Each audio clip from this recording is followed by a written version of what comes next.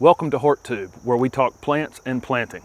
My name is Jim Putnam, and this is Gardenia Radicans, otherwise known as trailing gardenia.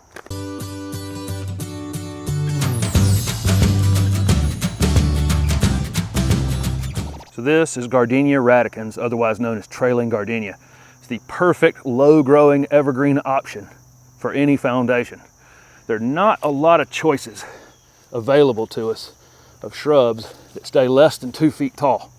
A lot of houses being built now seem to require more and more lower growing shrubs, especially houses that are built on slabs, directly on a slab and not on a foundation, require smaller and smaller growing shrubs.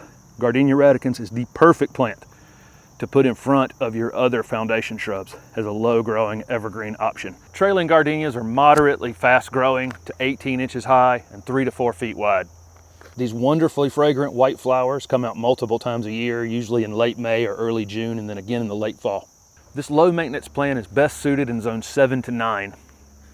Maybe give it a try in zone 6B, tucked in against a house with some protection, maybe on a south facing wall. Another nice thing about Gardenia Radicans is it seems to be adaptable to either sun or shade. All gardenias like well-drained soil, so if you're planting in heavy clay, use pine bark soil conditioner 50-50 with whatever you pull from the hole. If you're in sandier soils, you can add some peat moss, compost, cow manure, something that will keep it moist between rains. The key with watering these is moist but never wet. So you can water them really well, but then let them dry out between waterings. If Gardenia Radicans gets wider than you need it, you can give it a light haircut anytime. Really no special pruning technique required for this plant. I would discourage you from doing any major pruning on any gardenia going into the winter months. This outer layer of foliage is protecting the interior of this plant. When planting, elevate it slightly above the original grade, maybe an inch or two, then pull your soil up to the edge. Whatever type of mulch you're using, if you're using hardwood mulch or pine straw, lightly mulch around gardenias. This will be true of gardenias, azaleas, rhododendrons, camellias. Anything that's susceptible to being overwatered does not want 3 or 4 inches of mulch piled up around it.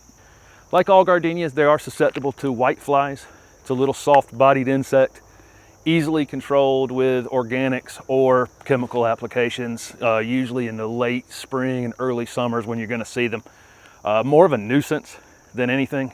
Gardenias are acid-loving plants, so a light application of azalea, camellia, rhododendron fertilizer in the spring or something like holly tone would be a good idea. Gardenia Radicans make a great container plant and will actually weep down over the container.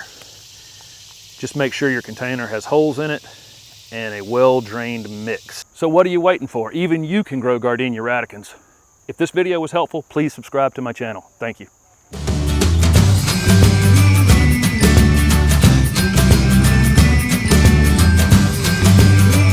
Not a plant that can sit in water. Holly, are you going to walk through my shot?